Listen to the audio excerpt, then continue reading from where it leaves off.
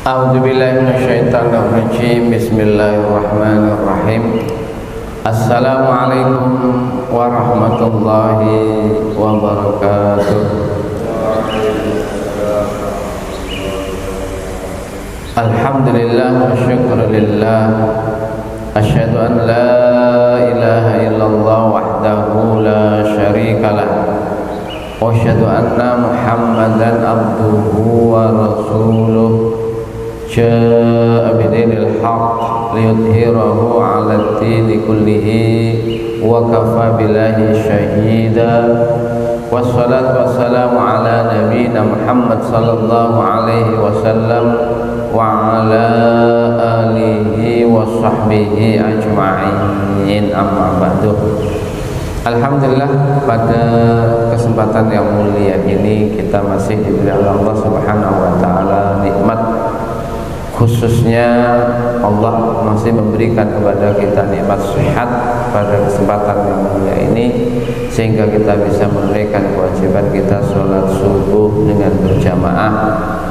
Ini adalah merupakan subuh yang penuh dengan keberkahan, karena di saat kita menunaikan sholat subuh dengan berjamaah, Allah akan memberikan kepada kita yaitu sesuatu yang istimewa, yaitu fi zimmatillah, di dalam jaminan Allah Subhanahu wa taala.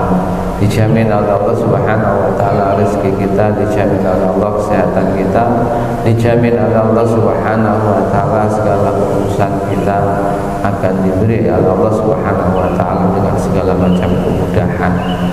Begitu juga Allah Subhanahu wa taala akan memberikan sesuatu yang istimewa.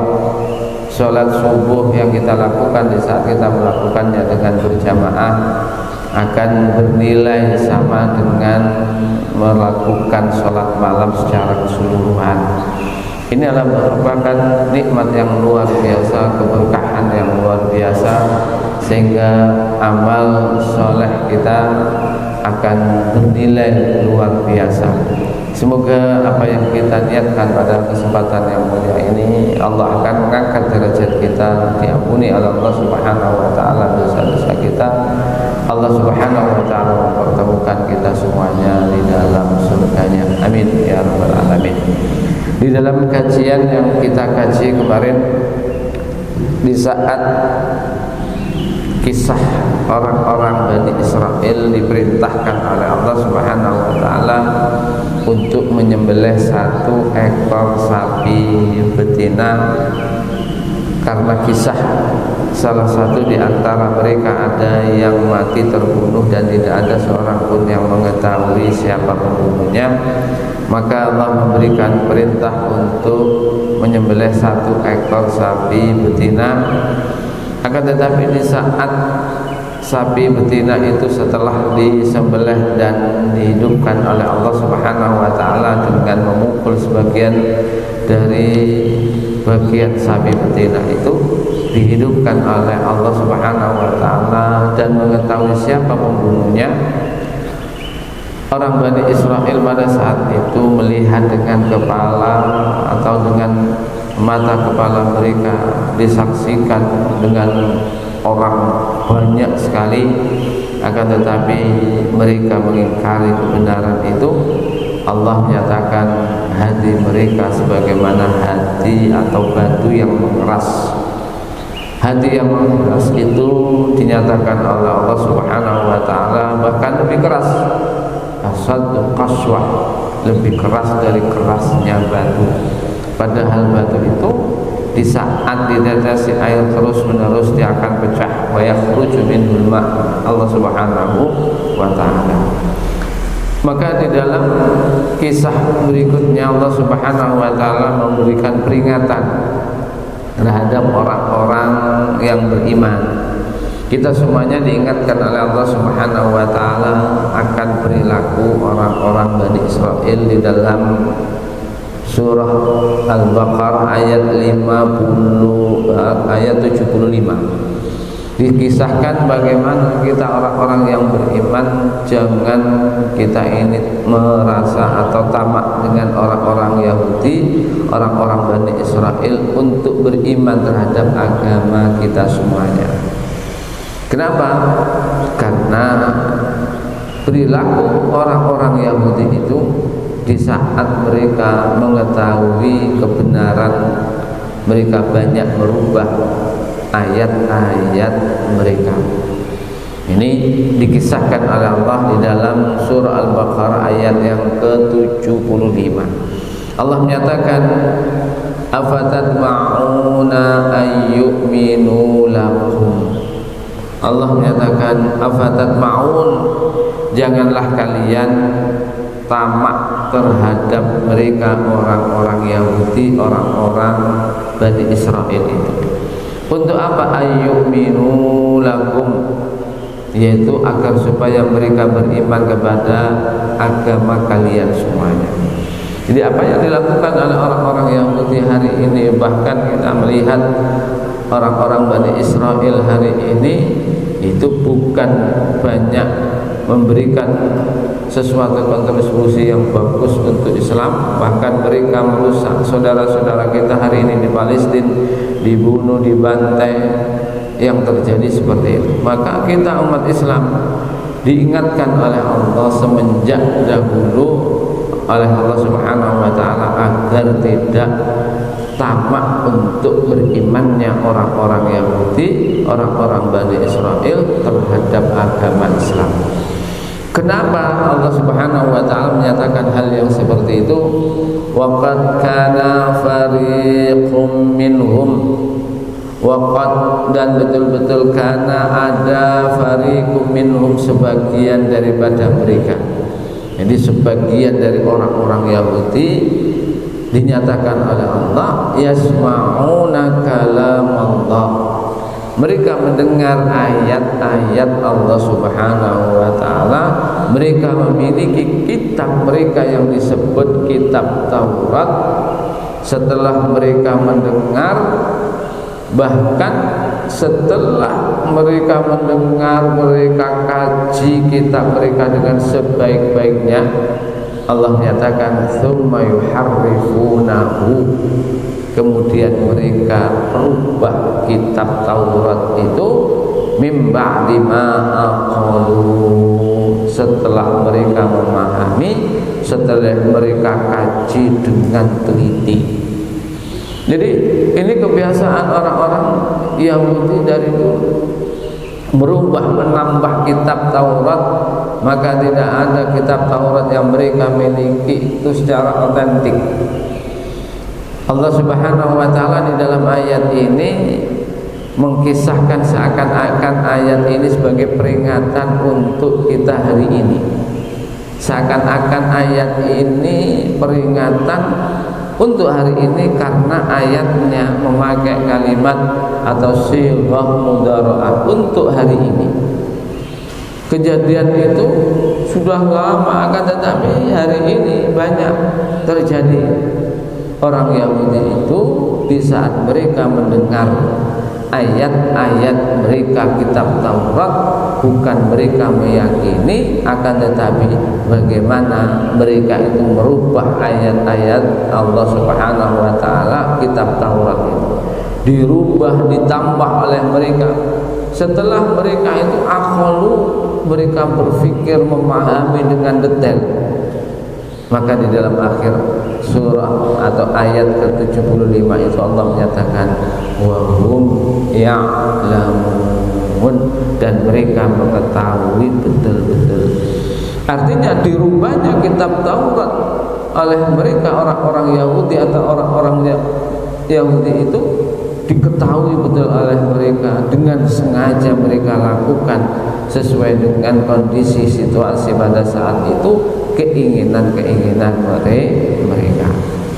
Jadi diingatkan oleh Allah Subhanahu wa taala perilaku orang-orang Yahudi ini, mereka senantiasa merubah, yaitu ayat-ayat Allah Subhanahu wa taala, menambah kitab Taurat, mengurangi kitab Taurat setelah mereka paham betul akan isinya. Ini dinyatakan oleh Allah Subhanahu wa taala seperti ini.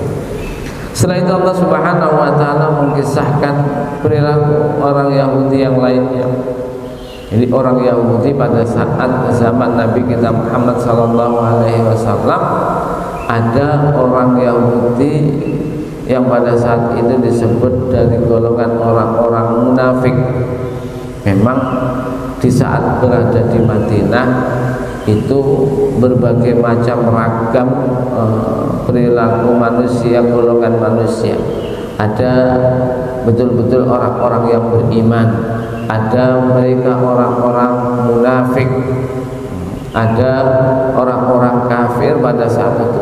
Minim tiga ini.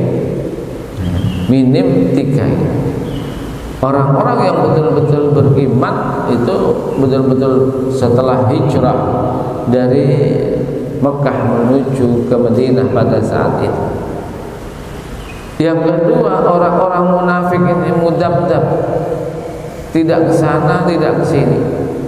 Artinya mereka menunggu bagaimana apa yang akan terjadi terhadap orang-orang yang beriman.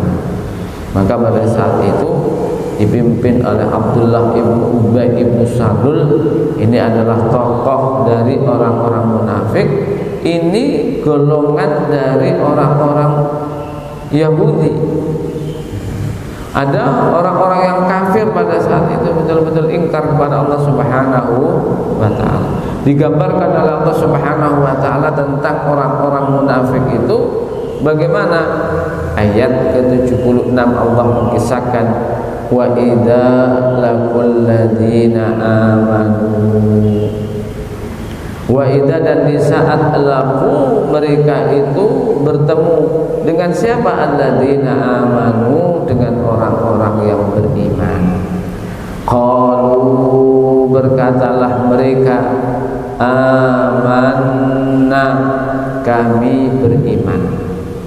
Ini digambarkan oleh Allah perilaku bagaimana orang munafik dari orang-orang Yahudi ini nelisik masuk menjadi orang-orang yang beriman.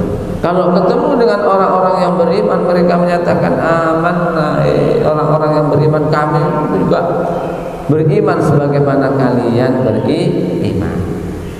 Akan tetapi apa yang terjadi di saat mereka bertemu dengan golongan mereka, wa idza khala ba'duhum ila ba'din, wa idza khala, dan di saat mereka itu bertemu, ba'duhum, sebagian dengan sebagian yang lain, bertemulah mereka dengan kelompok mereka, bertemulah dengan sesama orang-orang Yahudi. Apa yang terjadi?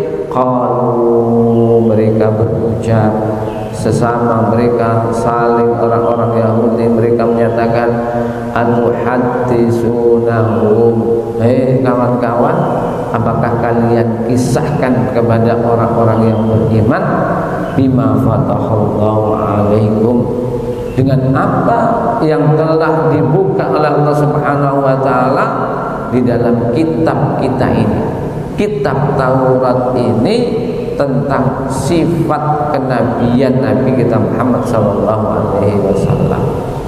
Jadi orang-orang Yahudi itu di saat mengenal Nabi kita Muhammad sallallahu alaihi wasallam itu dinyatakan oleh Allah, ya'rifunahu kama ya'rifuna abna'ahum. Jadi kenalnya orang Yahudi terhadap Nabi kita Muhammad, tentang sifatnya, tentang bagaimana perilakunya, sebagaimana anak mereka. Kalau kita mengenal anak kita semuanya, maka pada saat ada tangisan kita tahu, oh ini dari sekian banyak anak-anak ada tangisan seorang anak, maka seorang bapak, seorang ibu tahu, oh ini tangis anak saya ini. Begitu juga orang-orang Yahudi, mereka mengenal bagaimana Nabi kita Muhammad SAW itu seperti, yaitu anak-anak mereka. Sifatnya diketahui, bagaimana tanda-tanda kenabian Nabi kita Muhammad SAW diketahui oleh mereka. Maka mereka di saat bertemu dengan sesama orang-orang Yahudi, mereka menyatakan, apakah kalian kisahkan kepada mereka orang-orang yang beriman dengan apa yang telah dibuka oleh Allah di dalam kitab kita Taurat ini. liyuhajjukum bihi 'inda rabbikum, untuk memberikan alasan kebenaran inda rabbikum, di sisi Tuhan kalian semuanya. Artinya orang-orang Yahudi ini kalau mengkisahkan kepada orang-orang yang beriman tentang kenabian Nabi kita Muhammad SAW, maka orang yang beriman ini akan bisa memberikan hujah alasan kebenaran kenabian Nabi kita Muhammad SAW. Ini Allah Subhanahu wa taala menyatakan hal yang seperti itu, sehingga di saat ada salah satu orang Yahudi yang masuk ke dalam agama Islam itu, diungkapkan kebenaran itu di dalam kitab Taurat ini loh, ada bagaimana kenabian Nabi kita Muhammad SAW, tentang kenabian Nabi kita Muhammad SAW di dalam kitab Taurat. Setelah itu Allah Subhanahu wa taala menyatakan, afala ta'qilun, wahai orang-orang Yahudi, apakah kalian tidak berpikir?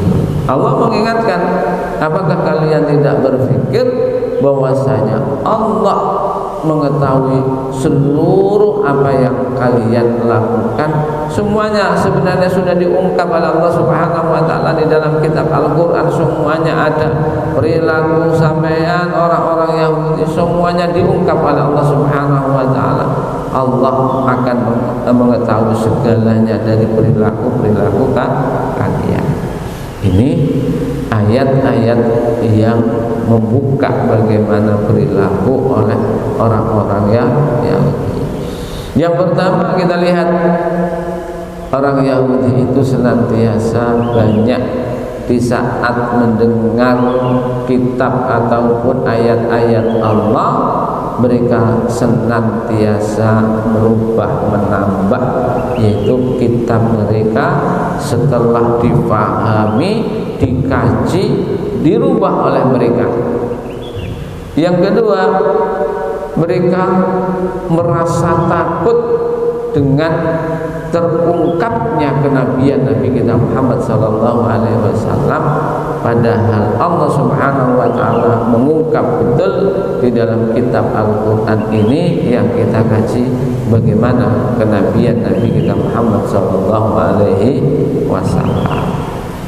Inilah ayat atau dua ayat yang kita kaji ini, perilaku orang Yahudi yang senantiasa sesat ini semoga menjadi pelajaran besar bagi kita semuanya, agar kita senantiasa mengetahui keburukan, kejahatan orang-orang Yahudi, dan kita jauhi itu semuanya dari perilaku kehidupan kita semuanya.